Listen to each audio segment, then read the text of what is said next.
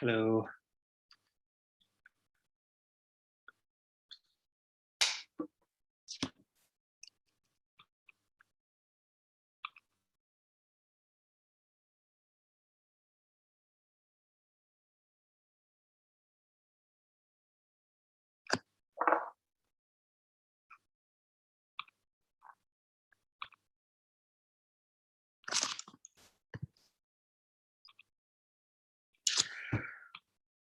Just going to, oh.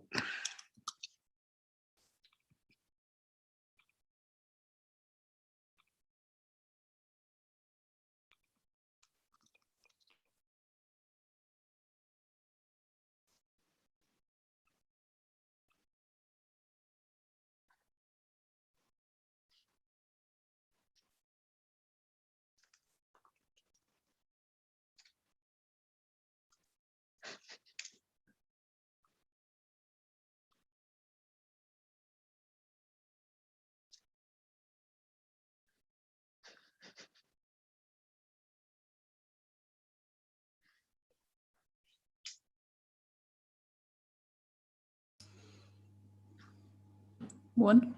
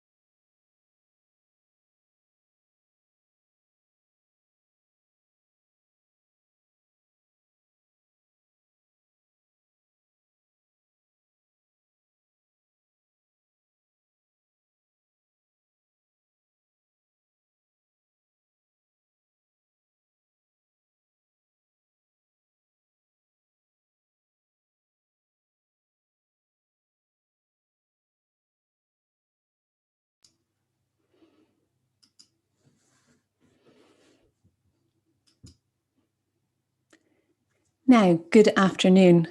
Welcome to this series, which is called Pride Talks History. This is a collaboration between the Little Museum of Dublin, EPIC, the Irish Immigration Museum, the National Library of Ireland, and Molly, the Museum of Literature Ireland. This series is being presented in association with Dublin LGBTQ plus Pride. So this week, we're in the first of a series of talks. Today, we'll be joined by Dr Maurice J Casey. Maurice is the historian in residence at EPIC, the Irish Immigration Museum, and the Department of Foreign Affairs. So across generations, Irish LGBTQ plus people have emigrated and found opportunities to live and to love abroad. Today's talk is titled Out in the World, Ireland's LGBTQ plus Diaspora. Throughout the course of this talk, Maurice is going to share some hidden histories from the vast history of Irish emigration. Now, over to you, Dr. Casey. Thank you very much, Sarah, and thanks everyone who's watching in at home. I hope you can hear me okay and see these slides okay. I'm just going to get started. As Sarah mentioned, my name is Maurice Casey, and I'm the historian in residence here at EPIC, the Irish Emigration Museum in Dublin. And I'm also the curator of a new exhibition that we launched on Tuesday, Out in the World, Ireland's LGBTQ plus Diaspora. And what I'm going to do over the next 40 minutes or so is give you the curator's tour of the exhibition. So imagine that we are in the exhibition space at CHQ Dublin Docklands, and what I'm going to give you is a kind of an insight into the stories, into the overall curatorial choices that I made in framing the exhibition, and also some kind of anecdotes that I didn't manage to fit onto the exhibition panels themselves. So it would be great if you listen in. If you're Dublin based, then you go and you can go visit the exhibition then, which is free for Pride Month for June. And then you'll be able to impress all your friends who you bring with your extra contextual knowledge and your background detail on the exhibition itself. So the prehistory of this exhibition, or at least in terms of my own research, really goes back to 2015 when I was finishing my undergrad at Trinity in Dublin. And my undergraduate dissertation project was on radical politics and gay activism in Ireland in the 70s and the 80s. Looking back on that project after a few years, I realized that I put in place a sort of a number of borders within that project that didn't necessarily need to be there. And something I'd come across in that early research as well was the importance of emigration, both in terms of, I guess, providing the movement in Ireland with sort of models of activism and community, but also at certain points as well, demobilizing the movement because so many activists emigrated. And that was not just about feeling like Ireland was itself an inhospitable place, but also the other broad emigration patterns of particularly Ireland in the 80s with the economic downturn and so on. Later, I went on to do work on interwar Ireland, interwar women activists abroad. But I don't see these projects as entirely separate. And it's all part of one broader historical project for me, which is to see whether we can trace a grassroots history of social change in Ireland, not just in contemporary Ireland, but back into the early 20th century and beyond.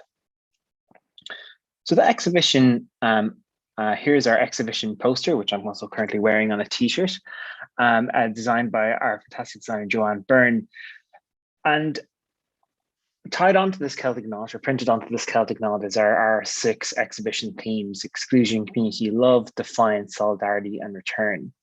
And the themes are designed to be suggestive of significant parts of the LGBTQ plus diaspora experience, but we don't want to say or make a claim to encapsulate it in its entirety. It's such a vast history that any exhibition could only tell part of the story. I take the title also very seriously, Out in the World, and I think that kind of gives me a methodological pillar, if you like, which is links into the sources I use.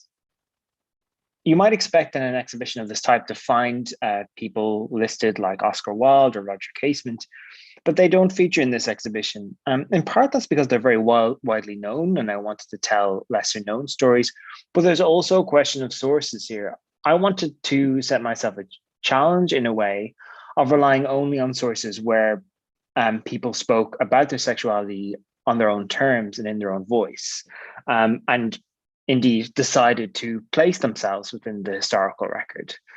So for someone like Roger Casement, whose diaries were released against his wishes, that to me would raise a methodological problem for out in the world. Now, I know that for many, there's amazing, empathetic, and great scholarship by those who work on studying queer sexuality across the centuries using things like police records and psychiatric reports and so on. So that's absolutely a valid methodology. But for me, I thought with this exhibition and titling it Out in the World, that I would rely only on sources of agency. Another sort of pillar of the methodology was diversity. Diversity interpreted diversely, not just in terms of ensuring gender parity in those featured and ensuring a representation of a broad representation of sexual orientation, but also places of departure from Ireland, countries to which people arrived as well. So in fact, many LGBTQ plus histories of Ireland tend to be very Dublin and Cork focused, and that's natural. That's in many cases where the activist groups developed. But what you find with a diaspora history is that you actually get to bring in a lot of locations that don't normally feature. So we feature, for example, several immigrants from Mayo, from Cork, County, from Belfast, from many places that often don't feature in these histories. Also wanted to be diverse in chronology. We covered the 19th and the 20th century, and then also in terms of the opinion. I mean, this is a vast community. We cover people who might very well, if we put them in the room together, if we could bring them from the panels and back into history, we might very well disagree. And that's also about, you have to have a space for that within the exhibition of talking about how this community is really diverse in every sense, not just in terms of gender and sexual diversity. The thematic approach also allows us to be non-linear. I didn't want to suggest that that this history was over. It's not over by any means, and there's still much more work to be done in terms of Ireland becoming a more equal place. And then another pillar then again was shared authority. It's a new venture for me to work, I guess, with living people with very contemporary history. So I wanted to ensure that everyone was happy with how their story was represented. So they've had an editorial choice in how their story has been represented as well. And I've tried to be as responsive as I can to the edits that they would like to have seen made. Another part is providing a platform. Of course, as the exhibition has now started, we want to organize events throughout the year. The exhibition runs until December. And that's about providing a platform to community groups and perhaps groups as well that we didn't get a chance to represent on our exhibition panels themselves. And speaking to that question of representation, I chose LGBTQ plus as the community abbreviation in the exhibition because I didn't want to make a claim to covering any community that we don't cover, but the plus is there to provide us scope to then cover important experiences like the asexual community, the intersex community as well, as our exhibition develops. So then to kind of go through each of our 12 panel stories and tell you what else features in the exhibition. Our first theme is exclusion. So when you come down to Epic, you'll be able to it's not linear, so you can just go and go theme by theme, and you won't miss anything by starting at one side of the room versus the other. But the first panel that you will encounter when you walk in is our exclusion theme. And the first story there is a really remarkable one, centered in the life of a woman called Bridget Call, who was born in Donegal in 1934 and who left for England at the age of 16 to join the Franciscan Missionaries of St. Joseph, a convent in England. And that convent later sent her to the US and was here in 1960 in Albany in New York that she met another fellow nun, Chris Morrissey, who would become the love of her life. And Chris and Bridget lived together in Chile in the 1980s as part of their religious community. And they became involved in the liberation theology and feminist theology influenced resistance to Augusto Pinochet's military dictatorship. Later then, they returned in 1989 to Chris Morrissey's native Canada, where they, sorry, coughing a little bit, where they undertook a landmark constitutional challenge to transform Canadian immigration law for same-sex couples. Sadly, Bridget is no longer with us, but Chris has been really fantastic and gracious in sharing with me her story, and I'm really proud that we get to feature it as part of the exhibition. And part of what I hope to do with this exhibition is ensure that these stories are better known in Ireland. These people are rightly remembered in Ireland, and I hope, and I've heard indeed that a friend and scholar, Darrell Leeworthy, is featuring Bridget Call in a project that he's working on Irish LGBTQ diaspora. And I think that's the most important thing about this exhibition, to start a conversation and to recognise these histories as important Irish diaspora histories. Another story that has gained a lot of recognition as an important part of this history already is the story of the Irish Lesbian and Gay Organization in New York, which also features under our exclusion theme.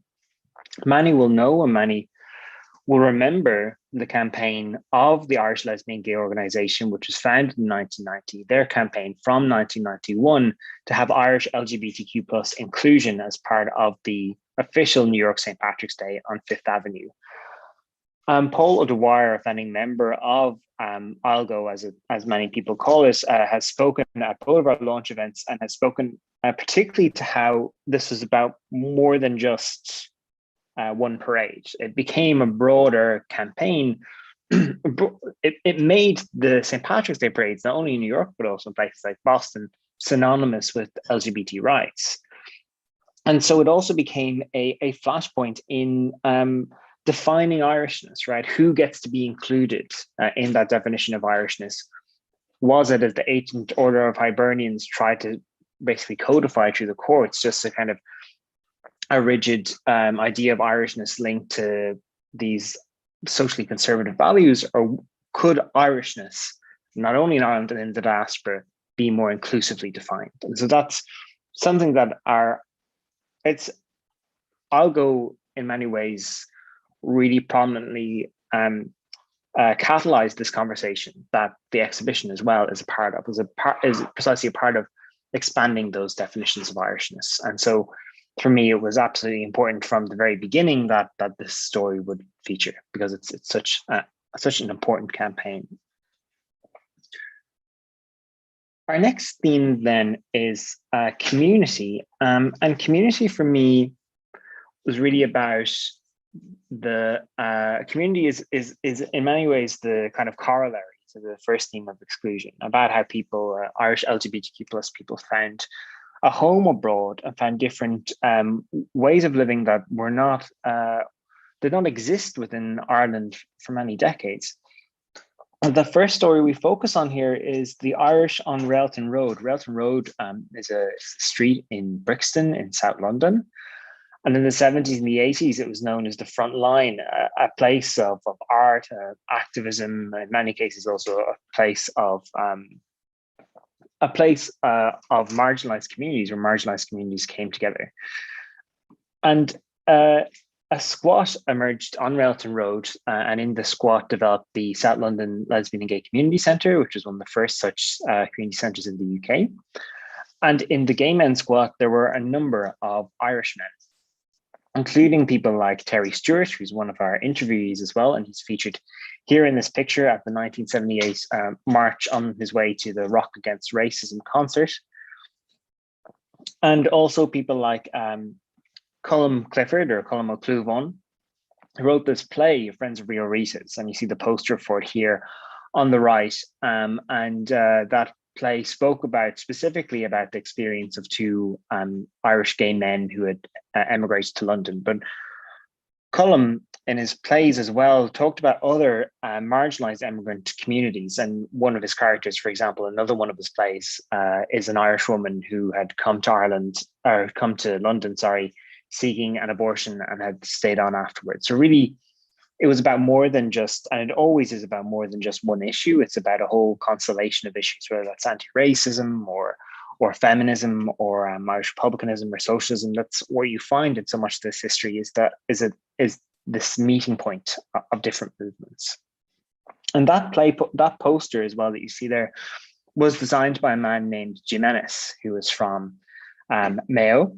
And Ennis was well known as Wendy Wattage.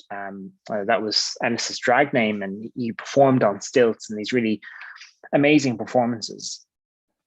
Sadly, by the end of the late 80s, both Jim Ennis and Colin McCluvan died with AIDS-related illnesses, and it's part of the story as well that we tell in the exhibition. Is that deeply tragic story of HIV/AIDS and the Irish diaspora. Our second community story is about the history of Irish diaspora groups in the two places where I found that there's been the greatest, I guess, continuity in such groups, and that's in London and in Sydney. In Sydney in the 1990s, a group emerged called Amok, or Amok Queer Irish. And Amok Queer Irish entered into Sydney Mardi Gras. They helped organise a Irish contingent at the Gay Games in Sydney. And they also would in part inspire an Galway-born woman who grew up in Sydney by the name of Loretta Cosgrove to establish Sydney Queer Irish in 2010.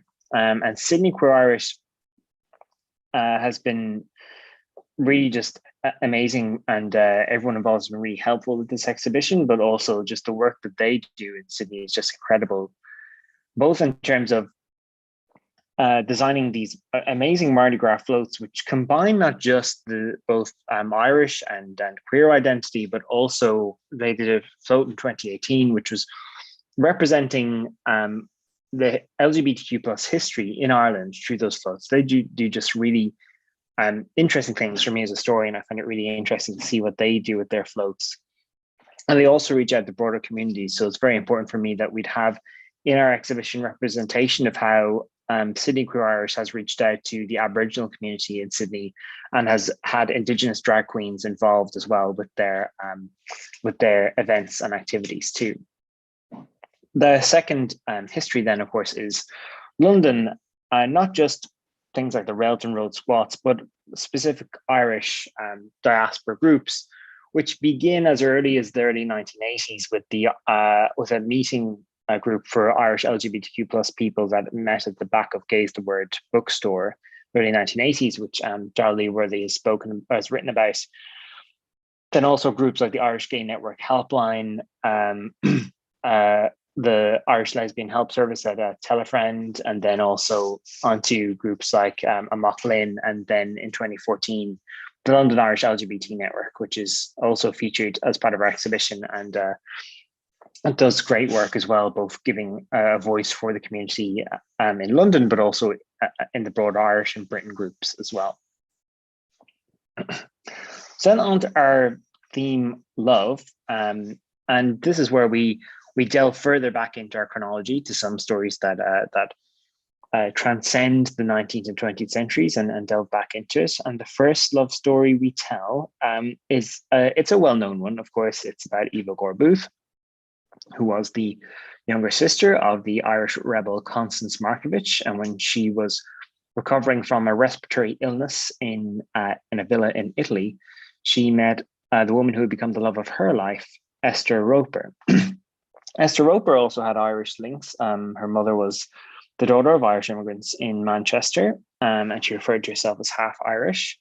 And of course, Sonia Tiernan has done amazing work on bringing to light not only their relationship with each other and framing it in a really empathetic and historically rigorous way, but also what Tiernan wrote about and what made me so interested in including this story in the exhibition was this journal that Eva Gore-Booth and Esther Roper edited from 1960 onwards. And it was a journal called Urania. And Urania's mission statement was that there, to quote, "there are no men or women in Urania." And it was, as a journal, it was an assertive challenge to binary ideas of gender. And the journal regularly republished articles about gender transitions, about gender nonconformity. And so for me, that was important as a kind of predecessor for challenges to the gender binary today, for non-binary identities today, to include that journal to show that people were writing about that as early as 1916. So that's why I included, so that's part of the reason why I included that story. But of course, it's also showing a 19th century, or at least a love story that began in the 19th century. Another 19th century love story that we feature is that of Peter Doyle and Walt Whitman. Peter Doyle was born in Limerick, and he emigrated to the US at the age of 8 with his family. He would later fight for the pro-slavery Confederacy in the American Civil War. After a few years, he fled north, and he took an oath no longer to aid the Confederacy, and was eventually released into Washington, D.C., where he gained a job as a horse car conductor. And it was in that job that he, in 1865, met the celebrated American poet Walt Whitman. Whitman, although everyone will know his name, is also a kind of often claimed by the LGBTQ plus community in the US. Indeed, his poetry is engraved onto the AIDS Memorial in New York City. And Peter Doyle and Whitman scholars consider Peter Doyle to have been the love of Whitman's life. What's very interesting about Doyle for me is the curious legacy of Doyle, which is that he was buried in a place called the Congressional Cemetery in Washington, D.C., when he died in the early 20th century. And later in the 1980s, a gay Vietnam veteran by the name of Leonard Matlovich decided that he wanted to be buried in that Congressional Cemetery to a large degree because Peter Doyle was buried there, and he knew this history of Doyle and Whitman. And Matlovich's decision to be buried in that Congressional Cemetery, in part because of Doyle, has led to a broader phenomenon by which this Congressional Cemetery is one of the, or is certainly the first cemetery in the US to have a specific LGBTQ plus designated plot. So that story of that plot stretches back and begins really in Limerick City, when Peter Doyle was born, and it therefore becomes a part of Irish diaspora history. Our next theme then is defiance. And defiance, we look at two stories. The first one is Stonewall. So I knew from the beginning that I wanted to find an Irish connection to Stonewall. I always go into these sort of histories, I always expect that there's an Irish connection. There's almost an Irish connection to anything.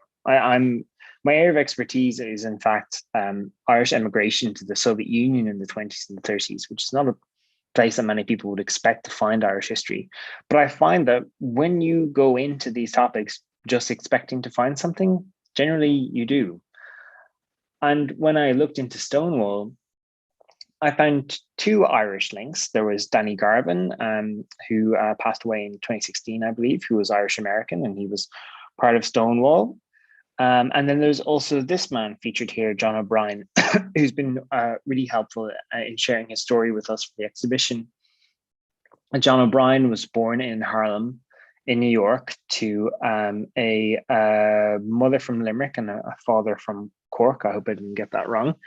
But John O'Brien, when he was a teenager, was already involved in the civil rights movement in the US. And then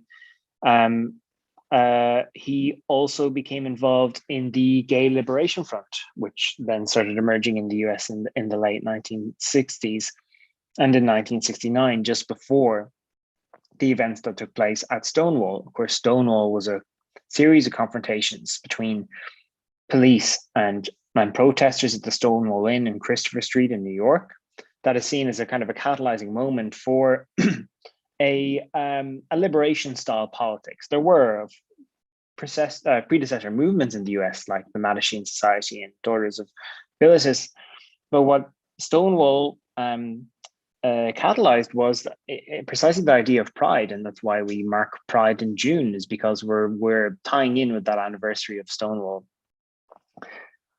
John O'Brien was part of the group that organized the first ever Pride event, which was organized in 1970 to mark the first anniversary of Stonewall. And I also included in this panel a picture that Kieran Rose sent to me of Dublin Pride in 1984. And what I'm suggesting there, what the panel hopes to suggest really, is how so much of this history, so many of these events, and activists lived their lives abroad and away from Ireland.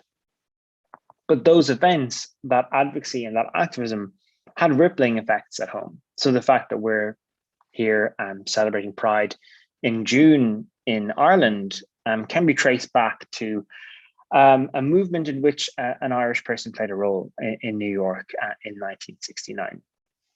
Pride, of course, and then Ireland has its own history in terms of the idea of Stonewall and what Stonewall represents in that history. You have the Fairview Park March of 1983, which is often called Ireland's Stonewall moment. And the first Pride event in Ireland actually took place in 1974, the first Pride march designated as I guess this kind of a Pride protest march. But what makes the Fairview Park March so significant is that it again catalyzes a very broad intersectional cross-community activist movement, similar to the way that Stonewall catalyzed that movement. Both Fairview Park and Stonewall take place within wider history, stretching back many years before, but are also crossroads moments and really significant moments. So I wanted to mark that kind of intersection and how that flow of history was moving back and forth between Ireland and the diaspora. Our second story on Defiance is about Michael Dillon, or Lobsang Javaka, and it's a story that is important to a number of communities because Michael Dillon was someone who had a number of identities that were important, both as a trans man, as a doctor, as a spiritual figure, as a novice Buddhist monk. And Dillon was born in England in 1915 to an Anglo-Irish family. So his family were the Dillons of Lismullen House, County Meath. And he also had a maternal grandmother who was from Cork. Dillon recognized his gender nonconformity at a young age. And when he went to Oxford, he studied at a women's college.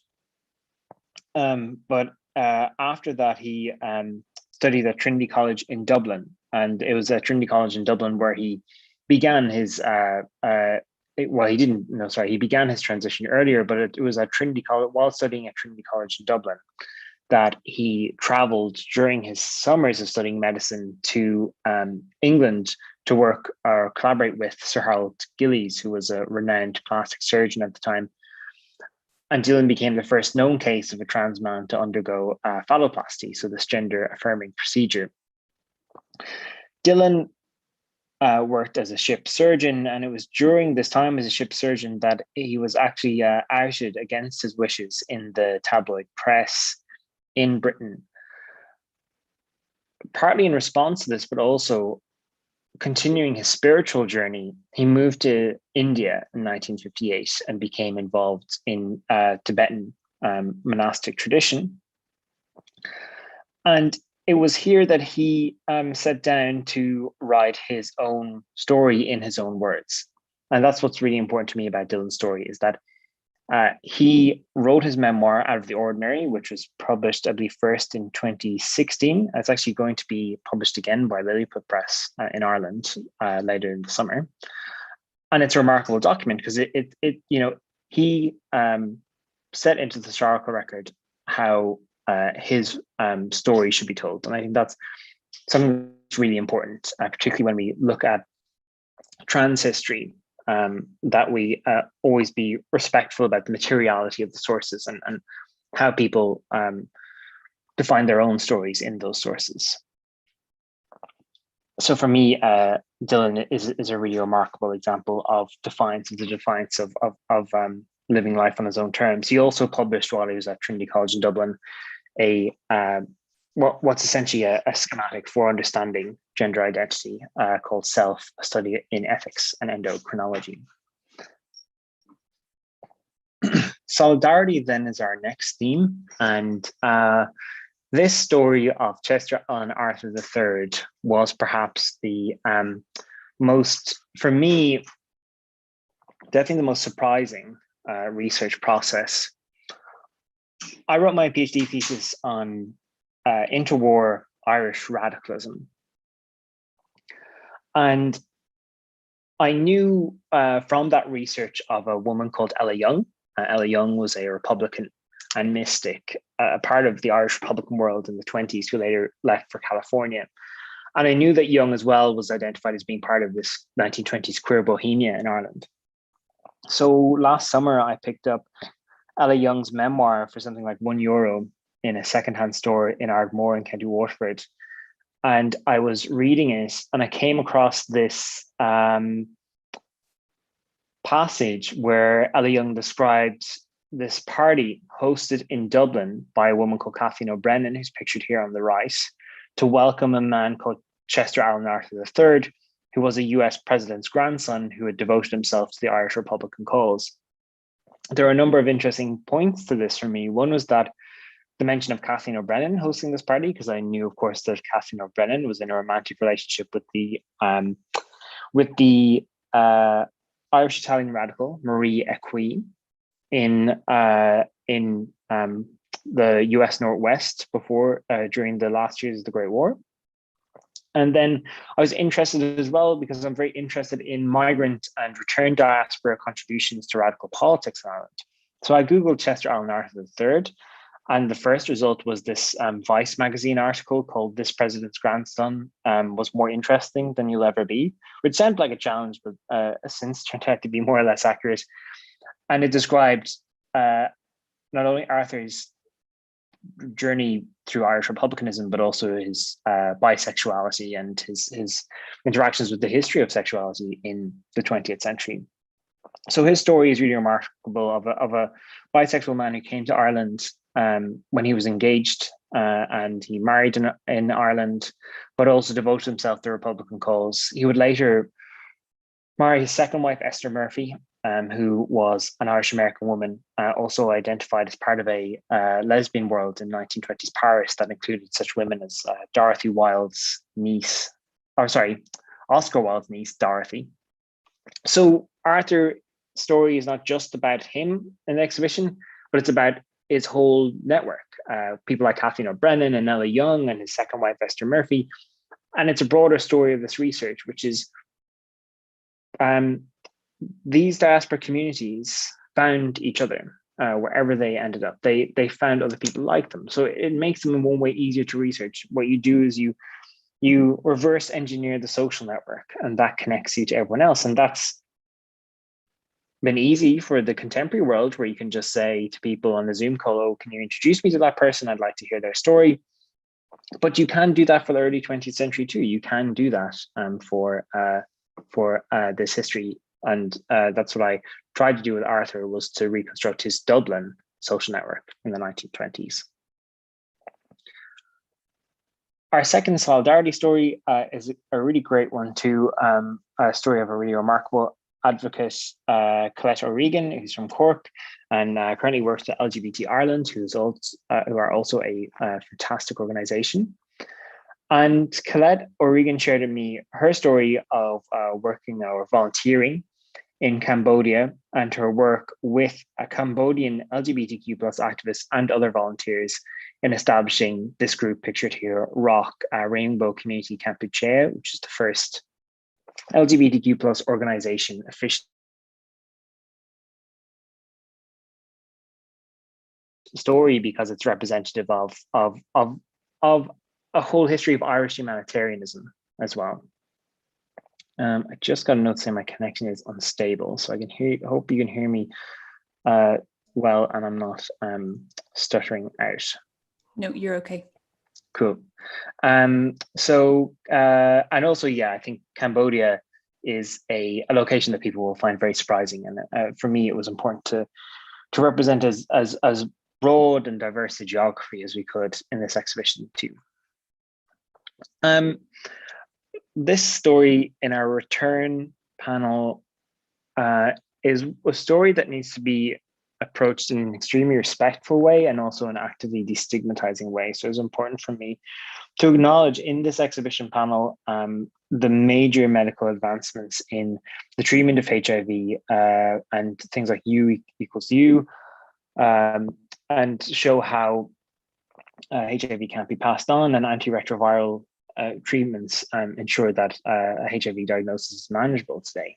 And yet to also acknowledge that history of HIV/AIDS in the Irish diaspora and the people who lost their lives during that period. And that story is one that takes in a wide number of locations, and important locations include places like New York. And the story we feature, which I was extremely grateful to work with, to learn from this man, Robert Rager, to learn from his sister, Kathy, Robert's story. Robert was a activist in ACT UP New York, which is one of the major HIV/AIDS organizations, which became so well known in the 80s for its extraordinary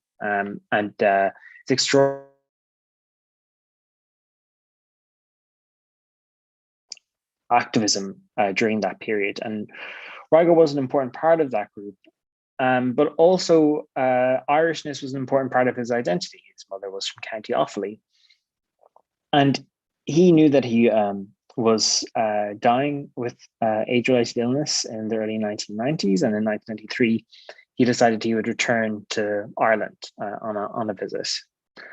And he was disappointed to find the sort of same stigma and shame in Ireland that he had been challenging in New York. And he kept this journal, which we include in the exhibition, because it's an insight into the Dublin social history at the time. Anyone who remembers queer Dublin in that period will recognize a number of these venues.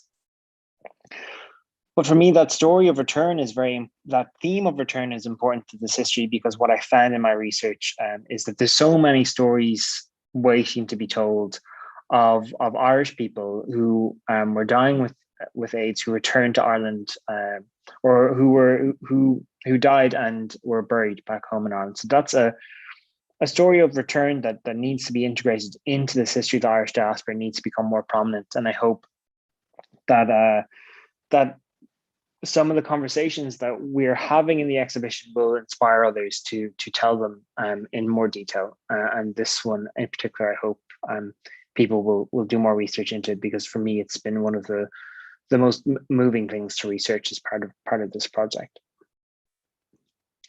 And then the next return story, I really wanted to ensure that we featured in the exhibition an LGBTQ plus family. And I was really grateful to Kelly Sokol to tell me and share with me the story of her and her partner, Gabriella. Kelly is from a London Irish background, and she came to Ireland after the marriage equality referendum and married her partner, Gabriella, and they had a son, Luca, but they recognized the legal obstacles that remain in place for LGBTQ plus parents in accessing a right to legal parenthood. And they were along with other couples, they founded Equality for Children, which is a really important organization, which is doing enormously important work in ensuring that right to legal parenthood is recognized, and that the equality that many people felt that they voted for this in 2015 and it should have all been sorted out, but no, there's still these obstacles in place. And I hope that including the story of Equality for Children and Kelly and Gabriella and their family within the exhibition can prompt people to think about how they might also help that campaign.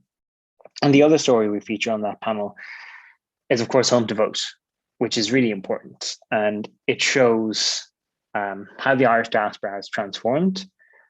It shows what that generation of immigrants now, what their values are, what their principles are. And not only that, but the kind of meaningful change the diaspora wants to see back at home. And how the diaspora actually has, in many ways, back into the 19th century, the Irish diaspora has always fought for a vision of Ireland. And now the Irish diaspora is fighting for an inclusive vision of the place that they left. And one recognition of that fact is Home to Vote. We also feature in the exhibition a 15-minute mini documentary, if you like. It's 4 interviews with members of Ireland's LGBTQ plus diaspora. They are Loretta Cosgrove, who founded Sydney Queer Irish, who speaks brilliantly about Sydney Queer Irish's story, but also about her own personal history and about their group reaching out to the Aboriginal community in Sydney. We feature Terry Stewart, who Terry has been enormously helpful throughout the exhibition in terms of sharing his memories of living on that Railton Road community, which I spoke about earlier in the talk, and what it meant for people, for LGBTQ plus immigrants, not only from Ireland, but from across the world, and people coming as well from other places in the UK, what that space meant for developing that community and developing their politics and their ideas in that period. We also feature here Donald Godfrey, who is a openly gay Jesuit priest who studied at UCC and is Irish, and he is based in the University of San Francisco, who speaks about faith and sexuality in very thoughtful terms. And we featured the story of Claire Farrell, who will be known to many in the trans community. Claire Farrell, she's a long-term activist who's done great work, both in helping establish Friends of Eon, which was the first trans organization in Ireland, but also Claire never emigrated, so not technically a diaspora member, but what it was great to speak to Claire about was the importance of London for the trans community in Ireland in the 80s as a space where they could be open and be true to themselves. And Claire also spoke with me about just how common immigration was within the trans community during that period. So for me, it was really great to have that representation and about how Ireland has changed. And of course, we should never remember 2015 and the marriage equality referendum without also acknowledging that other great piece of legislation, which is the Gender Recognition Act, which has really helped the community. But of course, there's always more work to be done, and part of ensuring that we don't tell a linear history is also about acknowledging that there can be reversals if we're not careful, and we need to constantly be advocates and activists to ensure that the rights that have been won are never rolled back. We also feature as part of the exhibition artwork by Richard Malone. Richard Malone is a fantastic multidisciplinary artist who's based between Wexford and London. And here is Rory O'Neill, who helped launch our exhibition. As everyone recognized Rory, is a great champion and advocate himself. Rory's here with the art. And so Richard Malone, it's been great to work with Richard. He gave us this beautiful piece where he expressed remarkable vulnerability as well. And we're just really proud to have it as part of the exhibition. It's both these photos, self-portraits, and also poetry that Richard wrote that reflect back on the themes of the exhibition. And Richard as well, when we initially came to him with a pitch for a design, we had this design, and he took a look at it and he spoke to his friend, Sinead Burke, who's a champion of accessibility in design and fashion. And they both determined that it wasn't accessible, our initial design. So he asked us to work with him to redesign it, and we did so. And that's just been really brilliant. And that's part of our collaboration with the community throughout is ensuring that co-curation in a way, or that responsiveness to how that story should be represented, and how the history should be represented always respectfully, but also accessibly, and just recognizing all that and trying to do our best at Epic to build that into the core of the exhibition throughout. Finally, as well, I wanted to point out our story sharing initiative, that you can share your own story down theworld.ie. And I was really amazed actually that one of the first stories we received was a story that I hadn't come across in my research whatsoever, about this woman here on the left, a woman called Patsy Kelly. And she was born to immigrants from Ballinrobe, County Mayo, in New York. She was born in New York, and she graduated through vaudeville to become part of comic acting in Hollywood, in interwar Hollywood, and was part of, again, a queer bohemia in interwar Hollywood. And her great nephew, Marty Fahey, shared a story with me, and it's great. It's great because it shows what's there waiting to be unearthed, and you just need to look.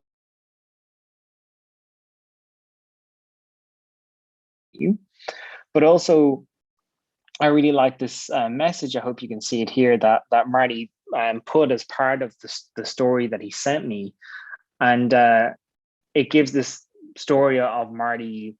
He knew of his great aunt and her career, but he didn't know about her sexuality until he was passing a bookstore and saw a picture of Patsy Kelly on the cover of a book called Hollywood Lesbians.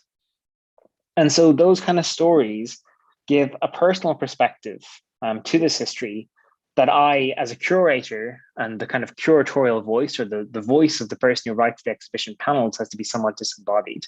So I can't provide that, but by asking people to share their stories, then they can give us that personal perspective, which I think is really important, and helps to give the exhibition a greater authenticity, but also having that story sharing initiative also ensures that we are able to provide a platform to as diverse representation as possible. So groups that I would love to hear from, groups like intersex in the diaspora, or asexual in the diaspora, or people like Irish LGBTQ plus travelers in the diaspora. That platform is there to provide a space for those voices and to make sure that they're included in this representation of the Irish LGBTQ plus diaspora. So that is really everything from me in terms of the curator's tour. And I would invite you to check out our website, andtheworld.ie, where you can see short snippets of each story and also watch a short snippet from our exhibition video. And then I would really encourage you to head down to Epic whenever you can, whenever you feel safe to do so, and check out the exhibition in full. It's open now. It's open from June to December, and it's free for Pride Month. And so it's great. I hope you also join all of our future talks as part of the series as well. So thank you. Maurice, thank you so much. That was both fascinating and inspiring. It was really such a heartening opportunity to get to listen to you talking about it, to hear more about the exhibition. I think one thing I've always taken away from any visit that I've had to Epic is an amazing reminder of what an amazing contribution we, the Irish, have had overseas, and the kind of the strong relationships that I guess people who have emigrated still have, and their connections back home. I do see we have loads of questions coming in, so I might just take a few minutes to go through them, if you might indulge me. Our first question is asking, have historical figures only began referring to themselves as queer relatively recently, or could we put a date on when that started?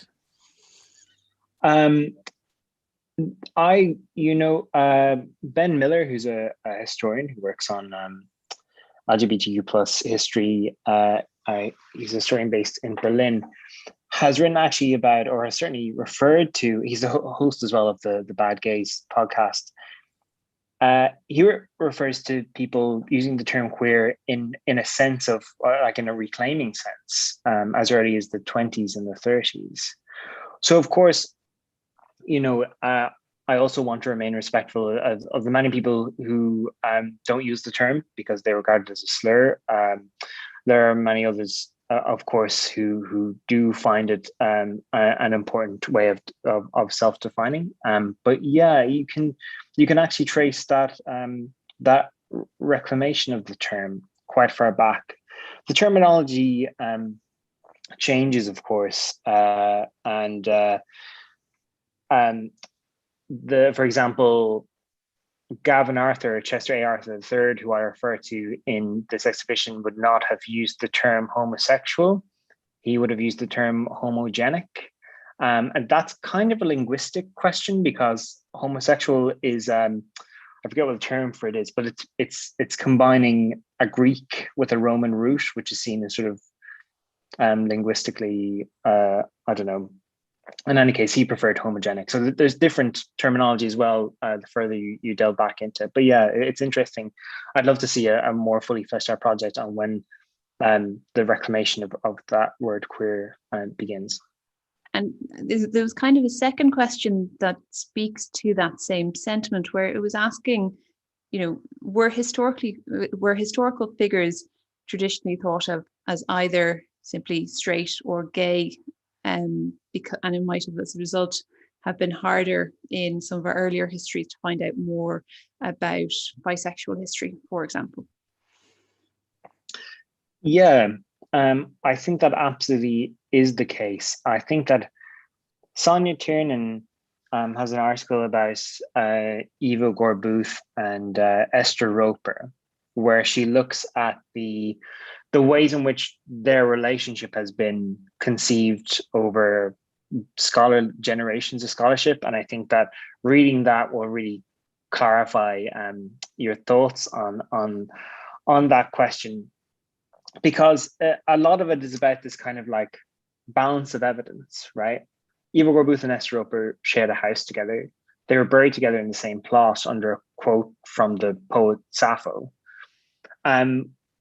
We don't have a diary entry where they describe having a sexual relationship, but would we demand that if we were writing the history of a heterosexual couple, who lived together and who were buried in the same plot together? Probably not. So that's this recognition of those relationships has come with an empathetic and a different lens to look at the sources that has allowed us to really resurrect these relationships from the past and challenge past interpretations of those relationships. So we have a full exhibition bibliography on the website, and because I can't remember the precise title of that article by Sonia Tiernan, but you'll find it listed in that bibliography on the website, and I think that will give you some really good insight into how those kind of lenses and historical approaches have changed over decades. Okay, it's fascinating. It really, really is. And then I see someone else is asking, if queer people were leaving Ireland down through the years, how would they have known which other countries would have been perhaps more welcoming? Would it be word of mouth, for example? Yeah, in part it would be word of mouth. In part, I mean, one of the earliest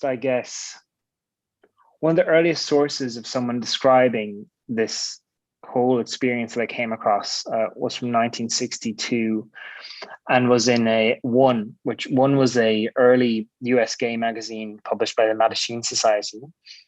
And in a 1962 article or a 1962 issue of One, there was a letter from a writer. He wrote under a pseudonym Mr. E. And he described how he was born in Ireland in around 1900, and he left for the US when he was about 18 or 19.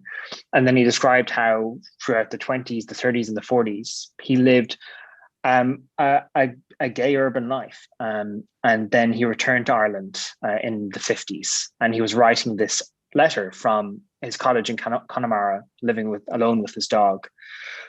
But interestingly, he said in that letter that he was getting his issues of One, this gay magazine, through what he referred to as the Dublin Underground, which you sometimes see references to in the history.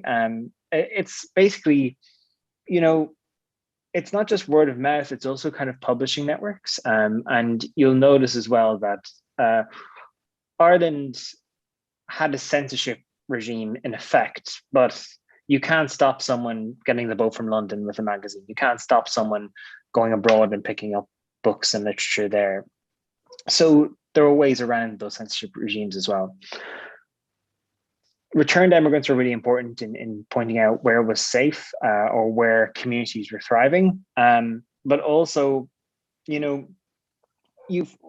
people didn't just leave. Something that I find in the research is that people didn't just leave because they're LGBTQ plus. Someone like Bridget Hall, who I spoke about, right? She leaves because she's driven by a Christian social ethos to join a religious community. And that social ethos, which she found became in contradiction to the social ethos, the gospel that the hierarchy was spreading. Her own personal gospel encouraged her to live openly as who she was and with the woman she loved. So her journey then to finding a place of community isn't just about it being excluded in terms of sexuality. It's about also finding that religious community. So it's a really, it's a vast question. I think you could write a book on that question, how these places of safety were found. But in a way, even in hostile places, even in Dublin, people found places of safety because people found each other.